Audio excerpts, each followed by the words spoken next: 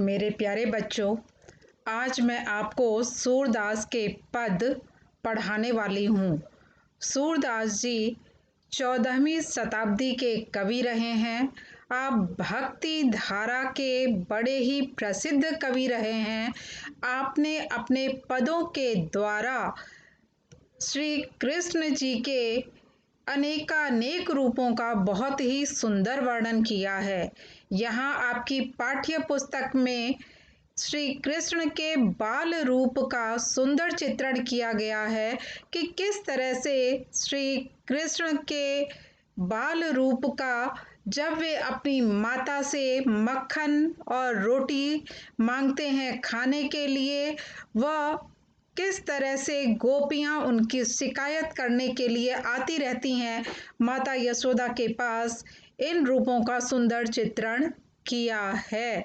तो प्रस्तुत है पहला पद आपका।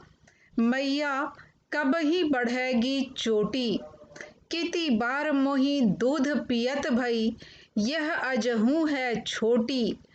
तू तो कहती बल की बेनी ज्वें, वह है लांबी मोटी। काढ़त गुहत नहवावत जय है, नागिन सी भुई लोटी।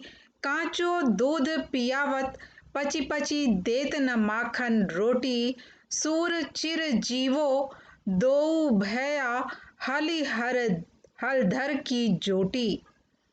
प्रस्तुत पद में कविवर सूरदास जी वर्णन कर रहे हैं कि बालक श्री कृष्ण अपनी माता से उलाहना भरे शब्दों में कहते हैं कि हे माता, न जाने कितना समय हो चुका है, मेरी चोटी अभी भी बड़ी नहीं हुई है।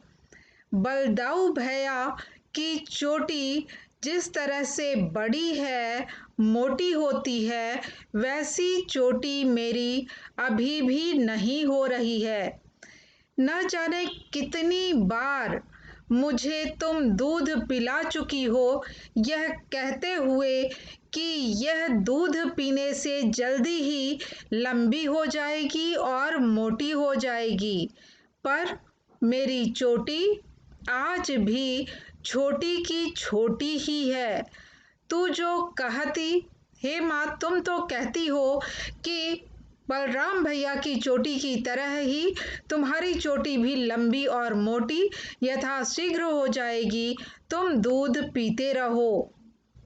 हे माँ, न जाने कितना समय हो चुका है, तुम मुझे नहलाती हो, धुलाती हो और मेरे बालों को गूंथती हो, फिर भी यह नागिन के समान भूमि पर लौटने वाली अभी तक नहीं हुई है।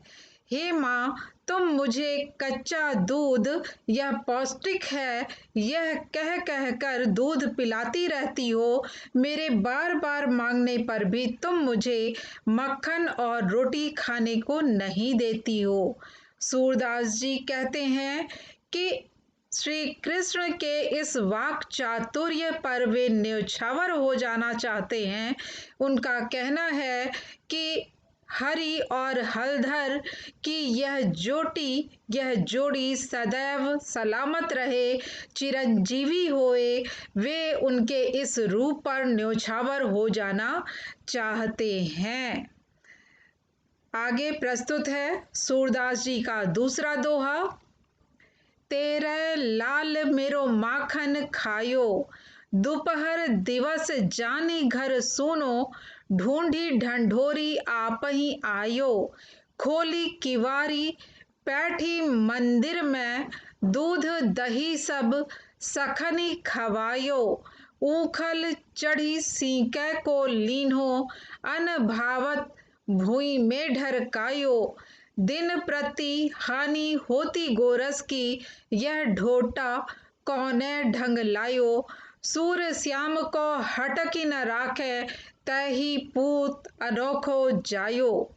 प्रस्तुत पद में गोपियां माता यशोदा के पास आई हुई हैं श्री कृष्ण की उलाहना लेकर। उनका कहना है कि हे माँ यशोदा, तुम्हारा लाल हमारा मक्खन खा गया है। किस तरह खाया है इसके बारे में बताती हैं कि दोपहर के समय, दिन में दोपहर के समय, जिस समय घर सूना होता है, हम किसी कार्य से बाहर गए हुए होते हैं, उस समय किसका घर खाली है यह ढूंढता हुआ आपका यह ढोठा घर में घुस आता है और किवाड़ खोलकर मंदिर के अंदर, घर के अंदर घुसकर दूध दही सब अपने भी खाता है, अपने दोस्तों को भी खिलाता है। और तुम ये कहोगी कि तुम नीचे क्यों रखती हो, तो इसके लिए मैं बताऊंगी कि दूध और दही सीके के ऊपर मैंने लटका रखा था। उसके लिए यह उपाय निकालता है, ऊखल लेकर आ जाता है, ऊखल पर चढ़कर जो सीके तक पहुंच जाता है और सीके से दूध दही उतार कर जो अच्छा लगता है उसे खाता है और जो अच्छा नहीं लगता है उसे भूमि पर लुढ़का देता है।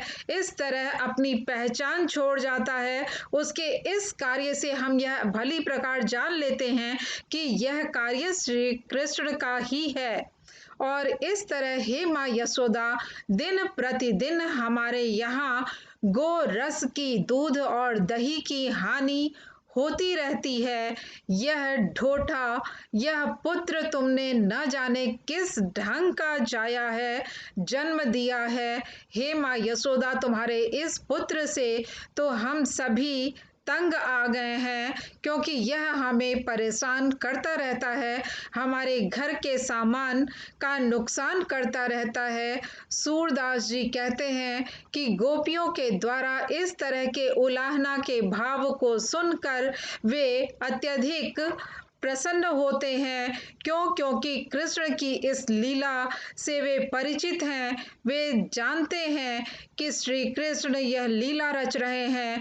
गोपियों के साथ समय बिता सकने के लिए वे सामने आए और माता यशोदा से बात करें और वे उनके बारे में सब कुछ बताते रहें।